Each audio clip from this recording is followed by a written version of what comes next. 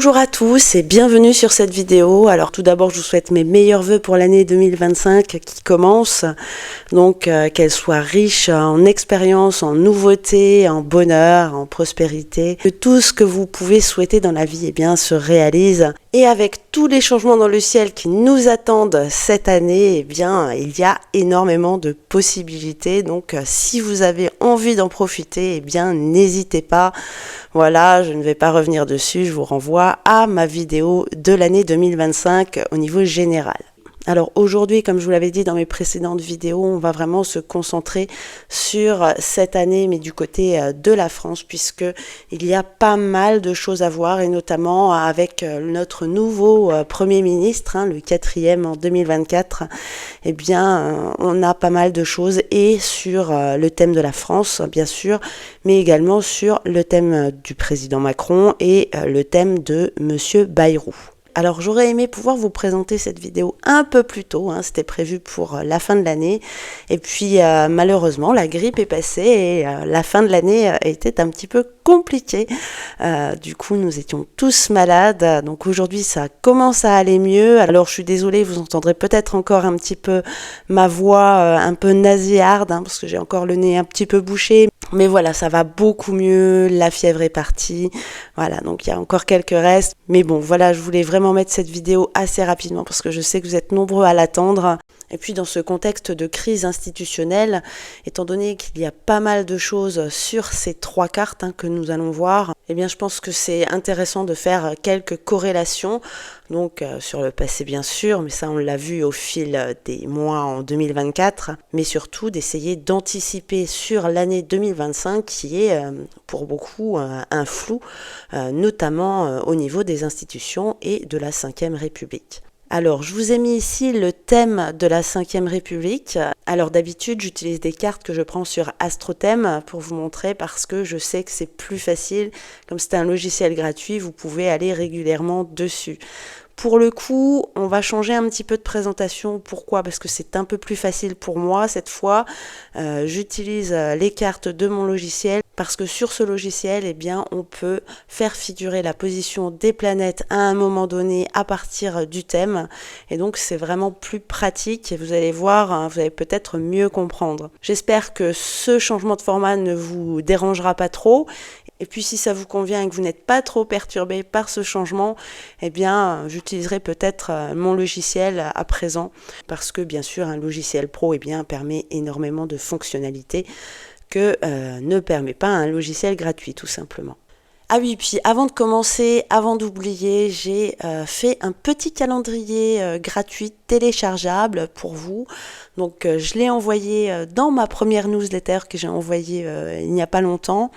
Donc un calendrier avec les éphémérides, les dates des pleines lunes, nouvelles lunes, tous les cycles de la lune et puis mois par mois les dates de l'évolution des planètes dans chaque signe. Donc si vous voulez aller le télécharger, c'est sur mon site internet. Je vous mettrai le lien dans le descriptif de cette vidéo. Ne vous inquiétez pas, c'est entièrement gratuit et mon site internet est sécurisé. Voilà, donc c'était vraiment pour vous remercier. On a passé aujourd'hui à la barre des 13 000 abonnés, c'est toujours quelque chose que j'ai du mal à conscientiser. Je me rappelle encore la première fois que j'ai fait 1000 vues sur une vidéo, je trouvais que c'était énorme.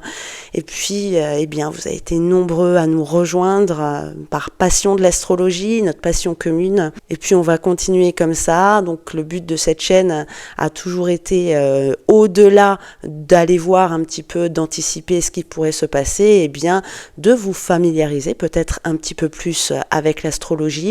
Et puis d'apprendre des choses, puisque c'est en expérimentant et en analysant les cartes, bien sûr, qu'on se forme à l'astrologie.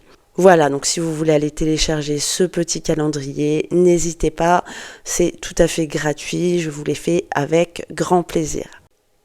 Voilà, donc commençons avec le thème de la France à présent. Alors, on l'a déjà vu, la France a un ascendant poisson et on a Saturne actuellement dans le signe des poissons. Et Saturne était déjà passé sur l'ascendant de la France.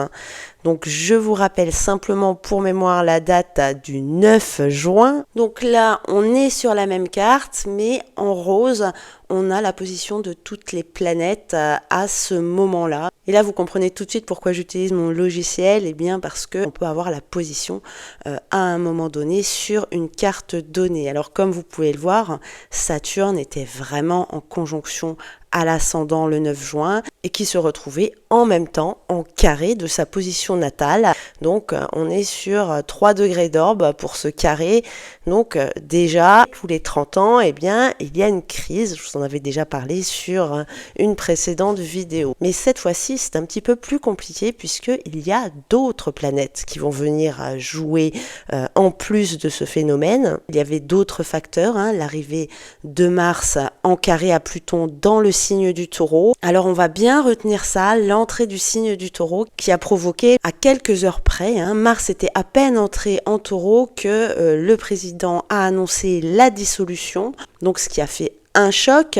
Et bien sûr, ça nous dit également que le cycle Pluton-Mars est important, d'autant que Mars vient actuellement rétrograder justement en opposition, et ça on le verra tout à l'heure. Alors à ce moment-là, je voudrais faire une petite parenthèse par rapport au cycle Pluton-Mars. Pourquoi il est important, plus particulièrement sur la France que sur un autre thème, un thème lambda, un thème comme vous et moi. Eh bien, regardez sur la position natale de la France, on peut voir qu'il y a déjà un carré entre ces deux planètes et en plus en début du signe.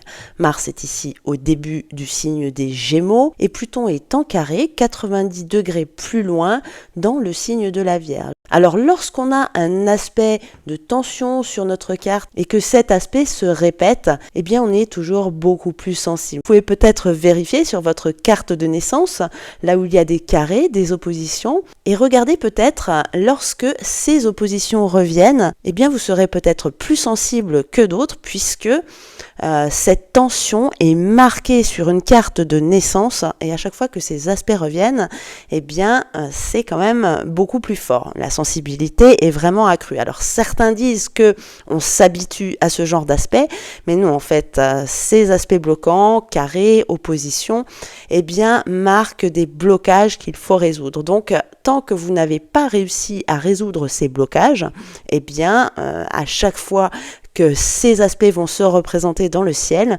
eh bien vous allez faire face à une nouvelle difficulté. Alors ça peut prendre différentes formes, mais si vous réfléchissez bien, il y a toujours un dénominateur commun qui est toujours en rapport avec ce fameux blocage que vous devez résoudre un jour ou l'autre dans votre vie. Et une fois que vous avez dépassé ce blocage, que vous avez fait un petit peu ce travail sur vous, eh bien lorsque ces aspects reviendront de nouveau, eh bien ils auront beaucoup moins d'impact, voire même chez certaines personnes, et je l'ai déjà observé, eh bien il n'y a plus d'impact du tout lorsque ce problème a été dénoué. Voilà, donc ça c'était le récapitulatif.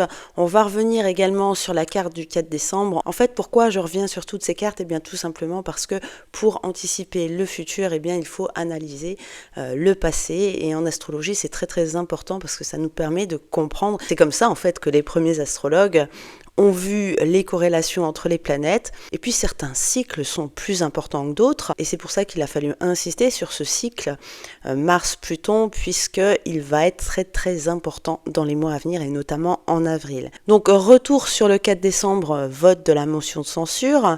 Ici, Saturne qui avait rétrogradé, qui avait un peu remonté le signe des Poissons, et qui s'était bien prolongé dans la maison 12, du thème de la France, eh bien, était de nouveau proche de cette conjonction au moment où Mars allait rétrograder et on avait encore cette position donc d'opposition entre Mars et Pluton juste avant qu'elle ne rétrograde, donc elle était encore en mouvement direct et regardez, on a aussi conjonction Vénus et Lune, donc Mars-Lune, toujours des phénomènes de déclencheurs. Voilà, donc c'était un pas de plus dans tout ce grand cycle qui va durer 2 ans et qui a commencé, je vous le rappelle, conjonction Mars-Pluton, c'était en février 2024. Si vous vous souvenez bien, à cette période, on a eu tous les agriculteurs qui sont montés à Rungis. On va à présent faire un petit bond dans le temps. On va s'arrêter sur la carte du 21 janvier 2025. Alors bien sûr, il y aura la pleine lune entre-temps, la pleine lune qui se passera dans l'axe Capricorne-Cancer, à la fin de l'axe, et la Lune sera conjointe à Mars. Donc ça, on le verra la semaine prochaine quand on analysera le thème de la pleine lune, bien entendu. Pour l'heure, j'ai choisi de vous montrer cette carte. Pourquoi? Eh bien, parce que Jupiter, ici, aura avancé et elle sera en face de Saturne sur le thème de la France, les deux étant au carré, bien que ce carré se soit bien sûr un petit peu résorbé depuis les périodes de Noël. Le carré était exact le 26 décembre. Là, on est à 5 degrés d'orbe. Alors, c'est un écart acceptable pour un tel carré, d'autant plus que il y a plusieurs aspects consécutifs. N'oubliez pas que Saturne, regardez là où elle est à présent, elle est toujours sur l'ascendant en compagnie de Vénus en plus. Vénus qui est très forte dans le signe des poissons étant donné que c'est son signe d'exaltation. Donc à ce moment-là, le signe des poissons sera vraiment très fort, donc avec Neptune, sa planète dominante, mais aussi cette conjonction Saturne-Vénus, même si Saturne n'est pas forcément très bien dans le signe des poissons, eh bien elle sera renforcée là par deux des planètes qui ont le plus de force, d'intensité dans le signe des poissons. La troisième étant Jupiter, bien entendu, et c'est elle qui est en carré. Si on rajoute qu'à ce moment-là, c'est vrai qu'on ne le voit pas très bien sur la carte, mais Jupiter est toujours en mouvement rétrograde le 21 janvier. Elle reprendra seulement son mouvement direct le 4 février. Elle va rester longtemps stationnaire ici, donc en face de Saturne, et ça peut nous annoncer quelques difficultés à venir. Alors, pas forcément tout de suite le 21 janvier, quoique je n'ai pas choisi cette date au hasard. Regardez, on a conjonction Soleil-Pluton ici, au dernier quartier de Lune, donc carré Soleil-Lune, Lune qui elle-même transitera juste à ce moment-là sur la fameuse conjonction Jupiter-Neptune de la France qui est là, donc au carré bien sûr de Pluton et du Soleil, et plus Pluton avance et plus elle vient en carré à Jupiter, comme quoi vous voyez les aspects sont nombreux en ce moment sur le thème de la France. J'essaie de vous trouver des dates un petit peu clés, mais ce qu'il faut savoir c'est que à tout moment on peut avoir d'énormes rebondissements, surtout lorsqu'on a vu ce qui s'est passé l'année dernière. Eh bien cette année, étant donné que Saturne fait son deuxième passage sur l'ascendant, vous savez qu'une planète, lorsqu'elle est en rétrogradation, lorsqu'elle passe deux fois sur un même point, et bien la deuxième fois, elle a encore plus de force. Eh bien, à mon avis, au mois de janvier, il va déjà se dessiner quelque chose de très important et qui va vraiment perdurer sur quelques mois, avec d'une part le retour en mouvement direct de Jupiter et qui reformera un carré avec Saturne de manière très précise au mois de mai, et puis la troisième opposition donc de Pluton et de Mars que l'on va voir tout de suite. Alors là, on va faire un grand bond de 3 mois, on va se positionner au 20 avril parce que aux alentours de cette date, il va se passer pas mal de choses. Bien sûr, en attendant, eh bien l'ambiance sera toujours assez délétère. Et si là, on était sur une crise vraiment purement institutionnelle, à partir du mois d'avril, avec le retour de Mars dans le signe du Lion, eh bien, on va certainement avoir des grands mouvements sociaux, des mouvements de rue. Là, ça risque d'être le peuple qui parle parce que, regardez, non seulement on est sur le fameux axe révolutionnaire, l'axe Verseau-Lion, avec Pluton en Verseau, bon, vous le savez tous, Pluton était en Verseau lors de la Révolution française. On n'est pas vraiment dans ce cas-là puisque Uranus était à l'époque en Lion, là on n'est qu'avec Mars, mais le fait que Mars rétrograde ici, eh bien ça a son importance. Alors j'ai pris le 20 avril, mais j'aurais pu prendre tout aussi bien le 19, le 20 ou le 21 avril, parce que ces 3 jours, consécutivement, il va y avoir plusieurs choses. Donc le 19, Mars entre en Lion. On est en plus dans la maison 5 et la maison 11. Donc c'est vraiment les maisons qui correspondent aux signes du Lion et du Verseau. Le 20 avril, on va avoir le Soleil qui va arriver en Taureau et qui va se placer en carré parfait justement, avec d'une part Pluton et de l'autre Mars. Donc le Soleil qui sera plus ou moins juge en fait de cette compétition, on va dire, de cette opposition en tout cas, de cette tension. Donc comme on est en taureau, bien sûr, on sera sur tout ce qui est nourriture, l'argent, l'accès aux biens, les ressources. Donc ça, on le sent vraiment bien venir avec ce projet de loi de finances là qui risque de mettre du temps justement dans ces conditions à sortir. Et puis comme si ça ne suffisait pas, la Lune arrive le lendemain, le 21 avril, pour renforcer Pluton et le T carré. Et pendant ce temps-là, Jupiter qui avance tout doucement encore dans le signe des Gémeaux, eh bien, arrivera en opposition exacte le 24 avril, donc 3 jours après. Autant dire que la dernière quinzaine d'avril va être vraiment décisive. J'ai envie de dire, ça passe ou ça casse. Est-ce que ce sera un retour des Gilets jaunes, en tout cas sous une autre forme? Je ne sais pas, mais en tout cas, c'est vrai qu'on se rappelle, lorsque les Gilets jaunes avaient essayé de prendre l'Élysée, et bien qu'à un moment, ils avaient failli y arriver. Et là, avec tous ces aspects, tout s'aligne pour affaiblir la République, affaiblir la France, et nous demandera du coup, avec tous ces carrés dans le ciel, eh bien, de trouver des solutions concrètes, mais des solutions vraiment fortes. Comme on dit toujours, hein, aux grands mots, les grands remèdes. Et là, il va falloir vraiment apporter du changement. Eh bien, ça tombe bien puisque, comme vous l'avez vu, eh bien, 2025 est une année de grands changements et à tous les niveaux, bien sûr, pas que sur le thème de la France. Et puis la dernière carte qu'on va voir sur ce thème, alors là on va prendre beaucoup d'avance, on aura largement le temps d'y revenir, c'est l'opposition Uranus-Mars. Alors vous savez, c'est toujours explosif, les oppositions Uranus-Mars. Et vous allez me dire, oui, mais ça arrive tous les 2 ans, hein, c'est le temps de rotation de Mars autour du zodiaque, bien entendu. Mais là, eh bien, Uranus sera toujours en Gémeaux. Vous savez qu'elle fait sa première incursion le 7 juillet dans le signe des Gémeaux et juste avant de revenir en Taureau, donc aux alentours du 22 novembre, eh bien, elle se positionnera en conjonction à Mars sur le thème natal de la France. Et donc, cette opposition, à ce moment-là, risque d'être très très marquante. Donc, on retient la date, le 5 novembre, il y aura justement une pleine lune ce jour-là. Et à mon avis, cette carte sera très très intéressante à analyser rien que toute seule. Mais pour ce thème-ci en particulier, eh bien, ça se passera dans la maison 2 de la France.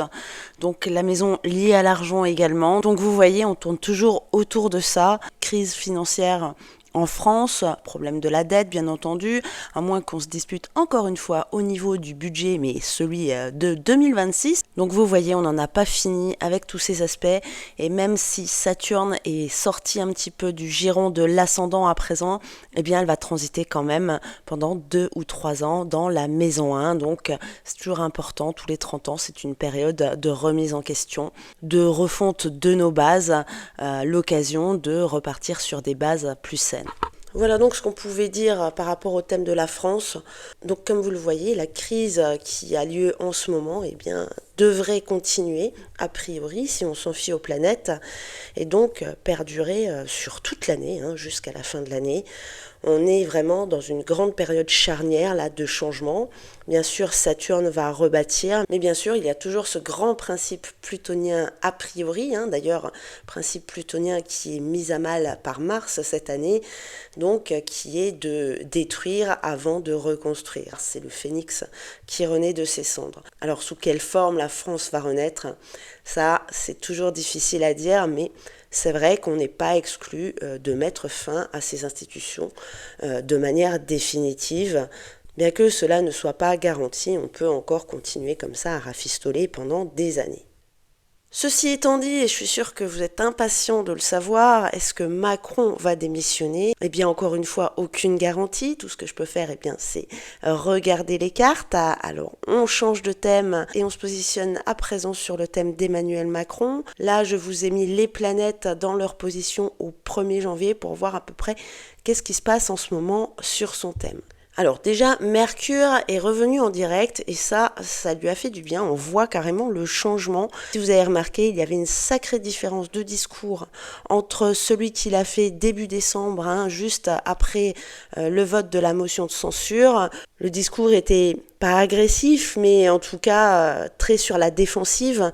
Et à ce moment-là, Mercure était en plein mouvement rétrograde dans son signe, le signe du Sagittaire. où Emmanuel Macron a bien sûr cette conjonction Soleil-Mercure rétrograde. À présent, la planète a repris son mouvement direct. Vous avez pu remarquer que le discours, bien qu'il donne lieu à plein d'interrogations, mais était quand même plus cohérent lors de son allocution pour les vœux du Nouvel An.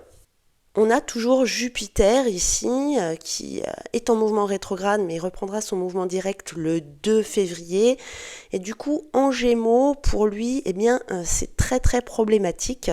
Et d'ailleurs, plus il va avancer dans le signe des Gémeaux, et plus ça va être compliqué. Il va rester en Gémeaux jusqu'au début juin.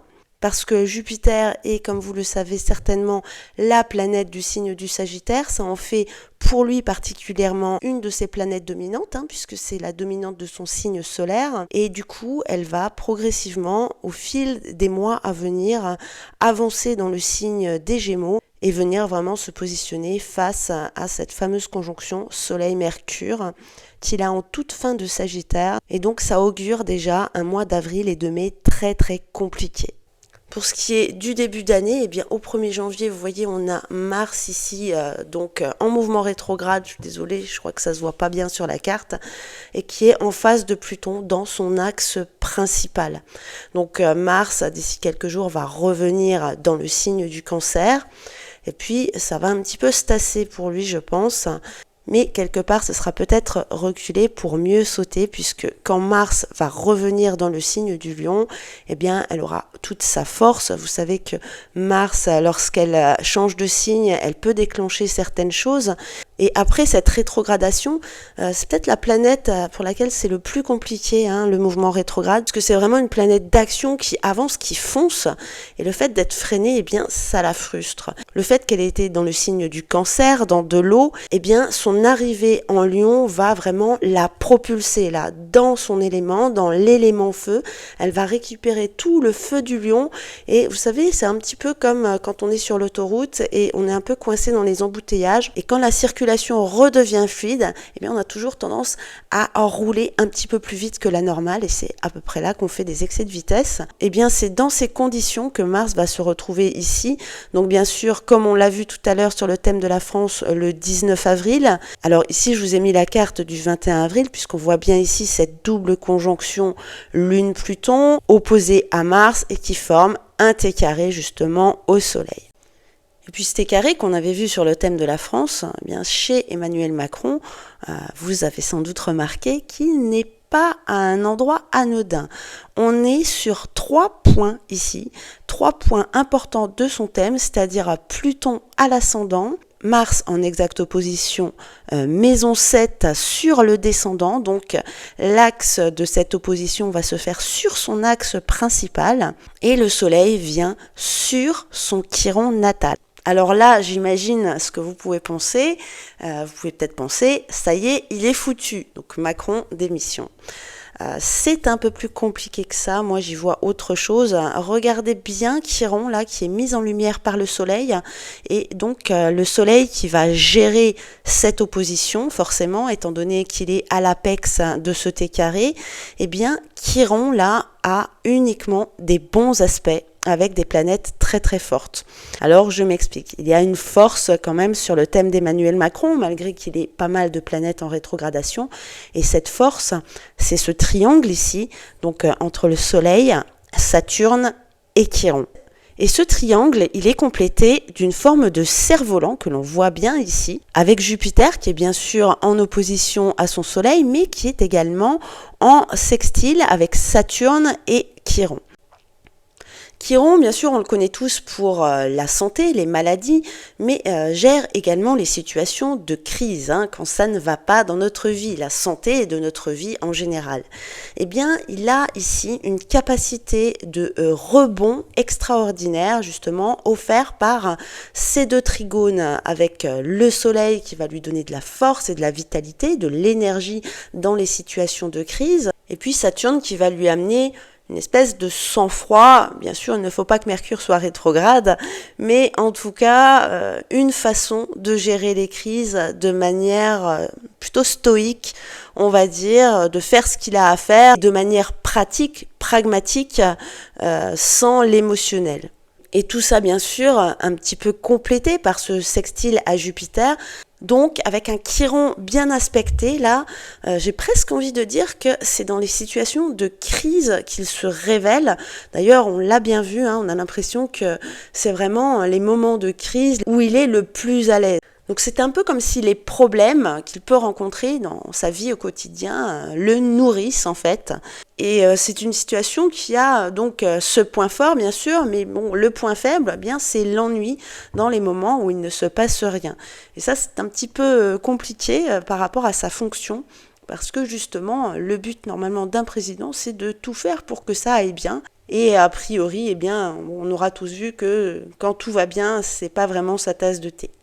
Alors sur cette carte, il y a encore le stellium là, entre les 4 planètes, entre Bélier et Poisson. Donc on a Vénus, Saturne, Neptune et Mercure qui sont dans ce giron. Et je vous rappelle que Mercure et Vénus auront rétrogradé, hein. Elles rétrograderont ici entre le Bélier et les Poissons, donc en mars et jusqu'au 7 avril, je crois, pour Mercure.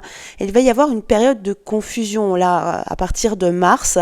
Une période de grande confusion là, parce qu'il va y avoir énormément de va-et-vient entre ces deux signes, le premier et le dernier du zodiaque. Et Saturne et Neptune en conjonction amènent vraiment ici une situation de flou. On est sur Saturne bien sûr, donc les institutions. Et donc ici on peut voir que sur le thème d'Emmanuel Macron, c'est en maison 2, mais pour mémoire, sur le thème de la France, on est sur la maison 1, la maison personnelle.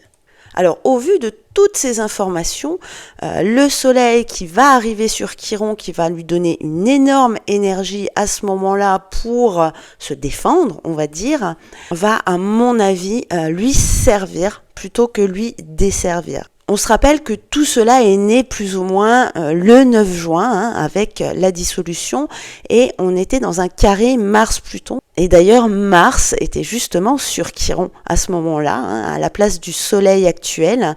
Donc si on revient à l'origine, c'est bien lui qui a impulsé, qui a provoqué cette désorganisation. Et au moment du 21 avril, on sera à l'étape supérieure. Après le carré, il y a l'opposition. S'il s'est passé quelque chose au carré, on peut se dire qu'il va se passer quelque chose à l'opposition. Et donc, en me projetant, je me dis qu'il va pouvoir très bien se servir de cette confusion-là, née du stellium entre Poisson et Bélier, à moins qu'il ne l'ait provoqué lui-même. Parce que si vous avez bien entendu, ça fait polémique en ce moment, il va y avoir pas mal de référendums, hein, il l'a annoncé dans ses vœux. Enfin, il n'a pas dit référendum, hein, c'est les journalistes qui en ont conclu, il a parlé de consultation aux Français. Et ça, c'est vraiment quelque chose qui me fait énormément penser au cahier de doléances à la Révolution. Alors, je ne sais pas si vous vous rappelez de cette histoire. Avant la Révolution, on avait demandé dans chaque province, donc à tous les Français, de faire remonter tous leurs problèmes au roi. Alors bien sûr, ça semble partir d'une bonne intention et justement, on y va, on se dit « Ah bah tiens, on va m'écouter, on va résoudre les problèmes ». Mais psychologiquement, eh bien, ça fait l'effet inverse, hein. Ça, c'est un classique de la psychologie, de la PNL notamment. Et en cours de management, on apprend aussi à faire dire les choses à voix haute aux gens. En tout cas là, si on a des consultations, eh bien, on va forcément beaucoup en parler. Il y a beaucoup de problèmes qui vont venir faire surface, hein. Les médias, bien sûr, vont énormément en parler. Et du coup, ça va exciter la foule et ça peut amener à une situation explosive et puis qui pourrait justement créer des émeutes, hein. Avec Mars face à Pluton en Verseau-Lion, on est vraiment là-dedans. Donc, en résumé, avec tout ce qu'on voit sur cette carte, eh bien, il est pratiquement certain qu'il va se passer quelque chose d'important. Alors, si beaucoup parlent de démission de Macron, moi, ce qui m'effraie un petit peu là, avec ce soleil sur Chiron qui va justement renforcer cette capacité de retomber sur ses pattes, et qui sait, hein, cela est peut-être déjà prévu à l'heure actuelle, eh bien, c'est cette possibilité justement de recourir à l'article 16. C'est-à-dire appuyer là où ça fait mal, faire naître des émeutes pour justement après utiliser quelque chose de plus radical. Donc voilà, après je pense à l'article 16, maintenant ça peut prendre peut-être une autre forme. L'année dernière, j'avais eu comme le sentiment, je ne sais pas si vous vous rappelez, d'un coup d'État en fait, mais d'un coup d'État qui aurait été fait par Macron. Et donc là, avec la position de toutes ces planètes, on pourrait être là-dedans. Voilà, donc j'espère me tromper bien entendu et que ça prendra une autre forme. Hein. Vous savez qu'en astrologie, voilà, on n'est jamais sûr de rien. Ce sont des moments possibles, donc c'est une possibilité là qu'il y a. Ce n'est pas dit que ça va se passer comme ça. Bien sûr, ça va aussi dépendre du gouvernement qui va être là, hein, qui peut jouer le rôle de garde-fou. Si c'est celui-là, ça risque d'être très très difficile. Voilà, après, avec Mars là qui va bientôt rentrer dans le signe du Cancer en rétrogradation, les moyens d'action sont vraiment très diminués et ça m'étonnerait quand même qu'on ait une nouvelle motion de censure dans ces conditions au cours des 3 prochains mois. Puis vous vous rappelez la fameuse opposition Mars-Uranus qu'on avait vue sur le thème de la France, hein. Eh bien là, regardez où elle se trouve sur le thème d'Emmanuel Macron. On est vraiment sur l'autre axe, l'axe fond du ciel ici avec Uranus, milieu du ciel avec Mars qui sera en Sagittaire du coup, dans son signe fort. Et sur son axe principal, on retrouve cette fois-ci à la place de Mars, eh bien Jupiter, qui ne sera pas en opposition exacte à Pluton. Hein. Là, Jupiter restera dans le signe du Cancer puisqu'elle va rétrograder. Mais voilà, même si c'est une opposition dissociée, comme on l'appelle, hein, qui ne sont pas dans 2 signes opposés, eh bien elle est quand même très proche. Donc à ce moment-là, on pourrait imaginer que eh bien, ce qui a commencé au mois d'avril eh bien, se termine au mois de novembre, qu'il y ait du coup une crise dans la vie d'Emmanuel Macron. Donc sur cet axe avec Mars, sur le milieu du ciel, sur la zone de carrière et de réputation. Et puis c'est vrai que j'ai oublié de vous le dire aussi tout à l'heure, on avait Mars qui était dans la maison 7 sur la carte précédente. Et donc, on pourra peut-être penser à des problèmes de couple. Et là, avec Uranus qui va rentrer dans sa maison 4, des problèmes de famille, hein, à son foyer, à son domicile. Voilà, donc sur cette carte, je pense qu'on pourra plus être à même de se projeter une fois le mois d'avril passé. On pourra, je pense, établir des hypothèses un peu plus précises. En tout cas, on voit là qu'il y a 2 moments qui vont être très très forts dans l'année d'Emmanuel Macron. Alors pour ce qui est d'une éventuelle démission, ça me semblerait quand même compliqué au moins avant cette date, mais on va quand même rester prudent puisque eh bien, Pluton vient de passer ces 3 dernières années sur son ascendant à 3 reprises et il a toujours tenu, il est toujours là, malgré les sondages, malgré les attaques, eh bien force est de constater que eh bien, il a toujours l'art et la manière de s'en sortir. Donc voilà, maintenant il n'y a plus qu'à attendre fin 2025 pour voir comment ce tournant va arriver. Mais en tout cas, s'il doit partir avant la fin de son mandat, je miserai plutôt sur cette date plutôt que sur la date du 21 avril. Et pour finir, eh bien, je vous propose de jeter un œil sur la carte du ciel de notre nouveau Premier ministre. Donc personnage qu'on connaît bien, donc ce sera peut-être plus facile de faire des corrélations entre son thème et sa vie. Bien sûr, il a attendu jusqu'à 73 ans pour être Premier ministre. Un point commun avec le précédent, mais ça va s'arrêter là puisque ce n'est pas du tout le même profil.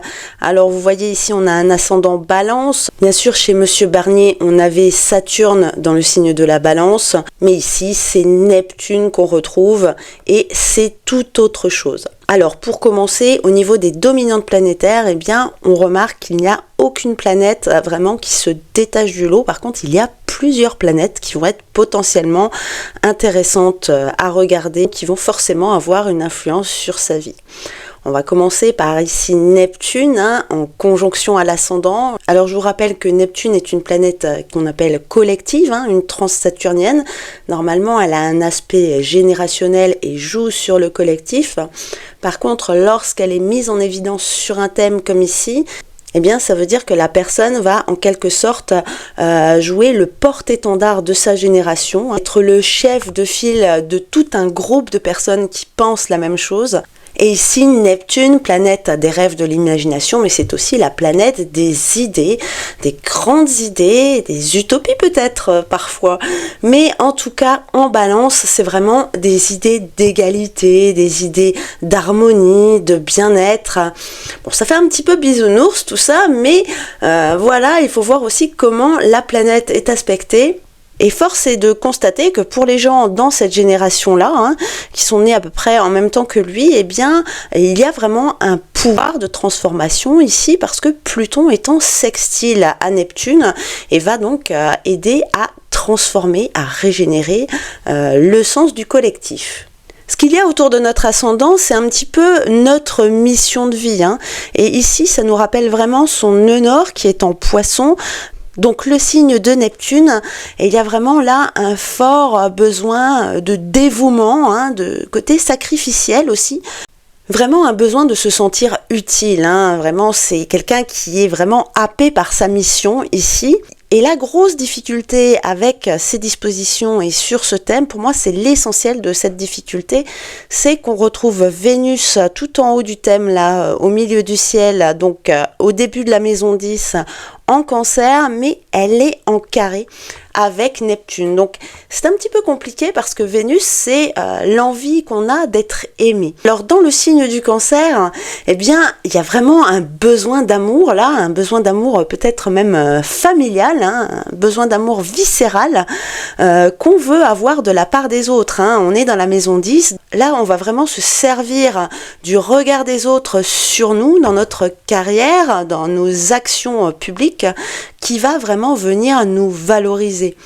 On est sur le Cancer, donc il y a forcément un aspect familial, mais ici, plus largement, on va être au niveau de la nation, c'est-à-dire que je dois me sacrifier pour la nation. Et c'est comme ça que je serai reconnue, valorisée, aimer. Alors vous voyez, c'est assez ambigu parce que d'un côté, on a le besoin de se sacrifier, de se sentir utile et de tout faire pour sauver les gens, hein. Il y a le syndrome du sauveur ici. Et puis de l'autre côté, eh bien, on ne fait pas tout ça gratuitement, alors c'est certainement inconscient, mais ce n'est pas gratuit, donc tout ça c'est forcément pour nous apporter une valeur, c'est certainement quelqu'un qui cherche à collectionner les médailles pour se rassurer, oui je suis une bonne personne, oui je suis quelqu'un de bien, oui je suis quelqu'un qui me sacrifie. Donc là le côté amour inconditionnel que représentent les Poissons et Neptune est vraiment cassé là, en ambiguïté du coup avec ce carré par Vénus qui a besoin de se remplir vraiment, hein. En Cancer on a vraiment besoin de se remplir d'amour, de combler un vide. Alors c'est vrai qu'il a mal commencé avec l'histoire du jet, hein, quand il est parti à Pau. Et à mon avis, pourquoi il s'est rendu à Pau? Eh bien justement pour avoir le soutien de ses proches collaborateurs, hein, des gens qu'il connaît depuis très très longtemps, et pour avoir en fait leur validation. Il avait vraiment besoin de se remplir à ce moment-là de gens qui lui disaient « Oh, tu as réussi, c'est bien ». Et puis voilà, malheureusement, lorsqu'on cherche trop l'attention des autres, quand on cherche trop à être aimé, eh bien ça produit l'effet inverse. Alors peut-être qu'il a été rassuré par les gens de Pau, mais il a été mal vu par la France entière. Donc c'est vrai que c'est très très compliqué là ce carré entre deux planètes qui se ressemblent en fait, hein. On dit souvent que Neptune c'est Vénus à une octave supérieure. Elles représentent toutes les deux l'amour, hein. La première Vénus à titre individuel et la seconde Neptune à titre collectif. Et puis on va remarquer Mars forcément, hein, mise en lumière par le Soleil dans le signe des Gémeaux. Donc conjonction Mars-Soleil, ça éveille l'esprit de compétition, le besoin d'avancer, le besoin d'être le premier. Et là on est en Gémeaux, donc ça va être sur les idées, sur la pensée, la réflexion et tout ce qui est intellectuel. Donc forcément les études, hein, la connaissance, mais on n'est pas sur des hautes études avec le Sagittaire. Ici on est sur plutôt quelque chose de pragmatique. Mais dans le signe des Gémeaux, cette conjonction peut très très vite s'enflammer puisque on est ici dans un signe d'air avec une conjonction de deux signes de feu. Donc de une, ça peut avec le signe des Gémeaux nous éparpiller dans nos actions, hein, d'être au four et au moulin à la fois, de commencer plein de choses et de ne jamais terminer. Et puis là, il y a quelque chose qu'on connaît tous de lui, hein, c'est son passé d'ancien bègue. On est dans le signe de la communication, du discours, hein, donc l'élocution en fait partie. Donc là, ça pourrait nous étonner de prime abord, hein, puisque on s'attend plus à un langage vif, à quelqu'un qui a de la répartie. Alors effectivement, il a corrigé son problème, mais regardez, on a aussi Lilith qui est là, hein. Donc ça a été problématique au départ. Puis par contre, ça, il a très bien réussi, puisque son point faible là, qui était le langage représenté par Lilith, eh bien, il en a fait son point fort. Et pour finir, avec la lune en Verseau, hein, un petit côté rebelle, un besoin d'aller un petit peu à contre-courant. Vous vous rappelez la baffe qu'il avait mis à ce jeune garçon, je ne sais plus, c'était il y a à peu près 20 ans, qui lui faisait les poches. Et bien du coup, cette lune est très bien aspectée avec ce soleil Mars, et c'est très très fluide en fait. Lorsqu'il veut avoir quelque chose, eh bien, il arrive toujours à se débrouiller pour l'avoir. Et là, je pense qu'on a eu l'exemple parfait, hein. Je ne sais pas comment il est arrivé au poste de Premier ministre. On sait tous qu'il y a quelque chose de bizarre, puisque a priori le président l'avait appelé le matin à 5 heures pour lui dire qu'il n'était pas retenu, puis il s'est rendu à l'Élysée et finalement à 13 heures, il était Premier ministre. Après, on est avec Mars sur la planète de l'action en Gémeaux, sur un signe qui est capable du meilleur comme du pire. Le Gémeaux est capable de beaucoup de souplesse et d'adaptabilité, mais il peut aussi s'en servir pour mentir, tricher, voler, et ça c'est vraiment le côté négatif du signe des Gémeaux. Pour chaque signe, eh bien, il y a toujours un côté pile, un côté face, et on peut toujours choisir la manière dont on utilise ces énergies. Donc laquelle a-t-il utilisé? Voilà, donc ça on ne saura jamais ce qui s'est passé dans le bureau du président le fameux jour de sa nomination. Mais à mon avis, il y avait peut-être des moyens de pression ici. Et puis beaucoup d'air dans ce thème, comme vous pouvez le voir. Donc ascendant, soleil, lune, beaucoup de mots. Après, les actions vont-elles suivre? Avec l'ascendant balance, ce qui me fait vraiment peur, c'est une certaine lenteur pour se décider. Le besoin de réfléchir en profondeur pour chaque situation, d'examiner chaque détail. Surtout qu'ici, c'est très important pour lui, étant donné ce qu'on vient de dire précédemment avec Vénus. D'ailleurs, ah oui, Vénus, qui est en carré à l'ascendant, alors que c'est le gouverneur du thème, hein, le maître de l'ascendant, donc que l'on retrouve là. Donc là, on peut voir vraiment des hésitations, des difficultés à trancher, un besoin de beaucoup réfléchir avant d'agir. Donc ça, je pense que c'est très bien lorsqu'on est une tête pensante. Mais à un poste clé comme celui-là, où on a souvent besoin de prendre des décisions de manière rapide et efficace, eh bien, c'est vrai que ça me paraît un petit peu difficile, c'est un petit peu ça qui me fait peur. Et à présent, regardons les aspects sur son thème. Alors là, je vous ai pris les aspects au 21 avril, bien sûr, comme par hasard. Donc on remarque tout de suite que Pluton est sur sa lune. Donc la lune, c'est l'émotionnel. En Verseau, c'est la rébellion, hein. Donc le besoin de contrôler soi-même, donc le besoin d'indépendance. Très difficile là avec Pluton conjonction sur lune d'accepter des ordres, d'accepter une hiérarchie tout simplement. Et avec Mars en phase, avec ce T carré là, avec le soleil qu'on a vu précédemment, eh bien ce n'est pas impossible qu'il craque, qu'il claque la porte. Peut-être qu'il va essayer de s'en sortir par un coup de passe-passe lui aussi, de devenir calife à la place du calife, c'est possible. Il va y avoir un Neptune qui va arriver sur son Jupiter là en Bélier. Ça sera un moment très difficile à mon avis pour lui. C'est vrai qu'on avait vu sur le thème de Monsieur Barnier que il ne se passait pas grand-chose lorsqu'il est parti du gouvernement. Eh bien, peut-être parce que pour lui, c'était pas très important. Mais là, si c'est important pour lui, comme on l'a dit, comme on l'a vu, comme on le voit de toute façon, eh bien, ça peut être une date où soit il quitte le pouvoir, soit il est mis en grande difficulté. Et même s'il est resté Premier ministre, eh bien, peut-être que ses pouvoirs seront largement diminués. Et puis, à partir du 7 juillet, là, on va avoir Uranus qui, en passant dans le signe des Gémeaux, eh bien, va être en conjonction avec Mars et le Soleil. Et là, il pourrait peut-être essayer de revenir, de faire quelque chose. En tout cas, il va se passer pas mal de choses là dans sa vie cette année. Pas forcément très agréable. Mais après, j'ai envie de dire, voilà, c'est quelque chose qu'il a voulu. Le poste était vraiment tellement important pour lui que je pense qu'il était capable de prendre tous les risques et même le risque de prendre vraiment une grande déconvenue quelques mois plus tard. Voilà, puis après je ne vous ai pas sorti la carte, on aura encore l'opposition Mars-Uranus, donc là qui va vraiment se passer en conjonction à son soleil, une fin d'année très difficile. Et Mars en opposition, eh bien, pourrait signer la fin définitive d'un espoir en fait de continuer là. Après voilà, ce sont des hypothèses. En tout cas, on peut voir que sur ces 3 thèmes, eh bien, ça sera très très compliqué cette année. Donc, quelque part, je me dis c'est cohérent. Est-ce que c'est une bonne nouvelle? Ben non, forcément. Quoique, des fois, je me dis, il faut des fois passer par des grosses crises pour que ça aille mieux. Et c'est vrai que vous en convenez, c'est très très compliqué en ce moment. On n'arrive pas à avoir de vision sur l'avenir, on n'arrive pas à se projeter. Les entreprises ne font rien. C'est vrai qu'avec le budget qui n'est pas sorti, eh bien, les hausses d'impôts ne sont pas fixées. Donc pour les entreprises, c'est très très difficile de se projeter. Pour les grandes entreprises qui doivent prendre des décisions à long terme. Donc une instabilité est toujours très très mauvaise pour l'économie. Et nous, en bas de l'échelle, eh bien, on paye aussi les pots cassés, puisque eh bien, l'inflation augmente, le pouvoir d'achat, c'est très très compliqué. C'est un sujet vraiment crucial qui, je pense, viendra sur la table très très vite. L'emploi également, parce qu'on sait qu'en général, dans ces climats d'instabilité, eh bien, il y a beaucoup moins de création d'emplois.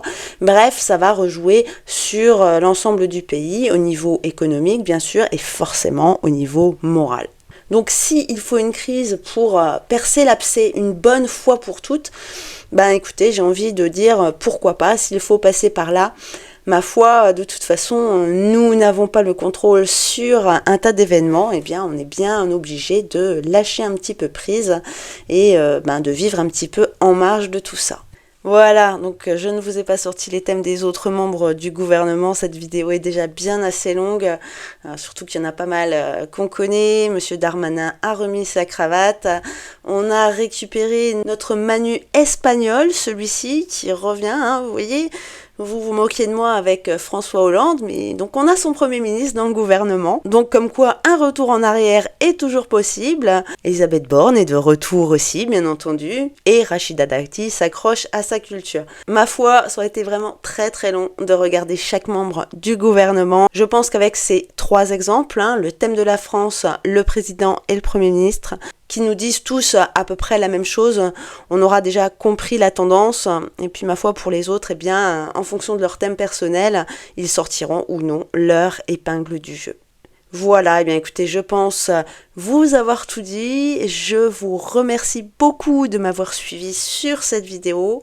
Je vous renouvelle mes vœux pour l'année 2025, qu'elle se passe très très bien au niveau personnel, étant donné qu'au niveau collectif ça va être difficile, mais comme vous le savez, eh bien, dans toutes les crises, eh bien, il y a des opportunités, donc sachez vous en servir. Moi, je vous retrouve très très bientôt pour la vidéo de la pleine lune. D'ici là, on aura peut-être un petit peu avancé dans l'actualité. D'ailleurs, je crois que la pleine lune arrive le jour de la réouverture du Parlement. Et voilà, donc on verra au fur et à mesure de l'année l'avancement des planètes et puis ce qu'elles vont nous donner sur le plan terrestre. Voilà, je vous souhaite de passer une excellente journée et je vous dis à très très bientôt et surtout, prenez soin de vous.